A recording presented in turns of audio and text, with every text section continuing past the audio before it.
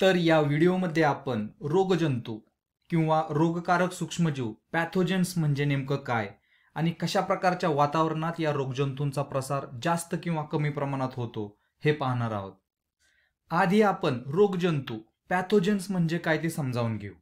पॅथो हा शब्द पॅथोस या ग्रीक शब्दावरून आला आहे. पॅथो म्हणजे रोग आणि जेन म्हणजे निर्माण करणे किंवा तयार करणे. तर पॅथोजन म्हणजे असे रोगजंतू जे रोग निर्माण करतात. आता एका उदाहरणासह समजावून घेऊया. तर असा रोग जो या पृथ्वीवरील एक भयानक रोग आहे तो म्हणजे हिवताप, मलेरिया. या रोगाचे सूक्ष्मजीव मानवी शरीरात प्रवेश करतात व लाल रक्तपेशींवरती हल्ला करतात.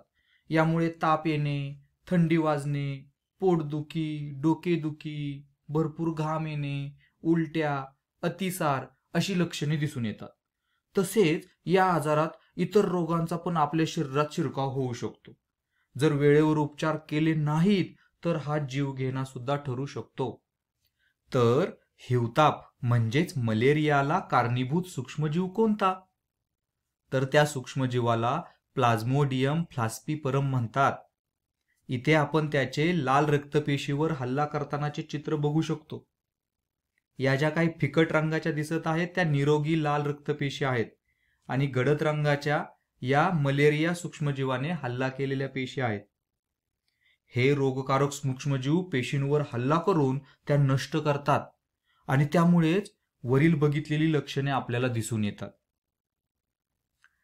आता आपण पाहू की हिवतापाचा प्रसार होण्यासाठी योग्य वातावरण काय असते.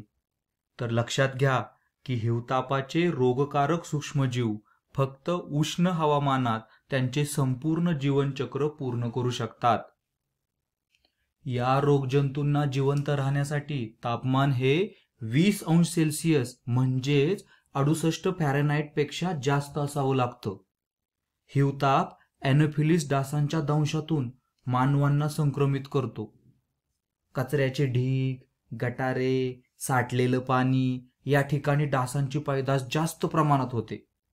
एनोफिलीस डासांच्या माद्यांच्या दंशातून हिवतापाचे रोगकारक सूक्ष्मजीव हे मानवी शरीरात प्रवेश करतात.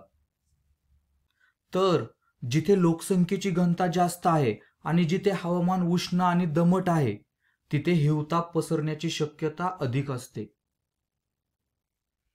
या नकाशामध्ये नारंगी रंगाने दर्शवलेला भाग हिवतापाचा सर्वाधिक प्रादुर्भाव असलेला भाग आहे. पिवळ्या भागात हिवतापाचे रोगकारक सूक्ष्मजीव आढळतात पण त्यांचा प्रादुर्भाव तुलनेने थोडा कमी असतो आणि निळ्या भागामध्ये हिवतापाचे रोगकारक सूक्ष्मजीव आढळतच नाहीत. तर इथं असं दिसतंय की विषुववृत्ताच्या आसपास उष्ण प्रदेशांमध्ये मलेरियाचा, हिवतापाचा प्रभाव किंवा प्रसार हा जास्त आहे. उष्ण आणि दमट हवामान डासांच्या वाढीसाठी अनुकूल असते.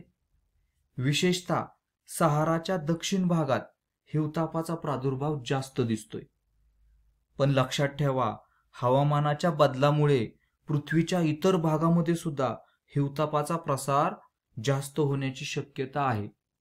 तर उष्ण आणि दमट हवामान फक्त हिवतापच नाही तर इतर रोगजंतूंना खूपच अनुकूल असते. जसं की झिका नावाचा ताप, तो सुद्धा डासांद्वारे पसरतो.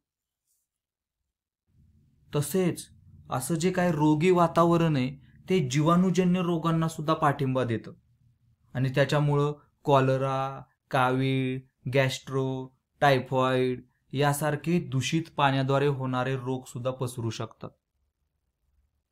तर आज एवढंच बास, इथेच थांबूयात.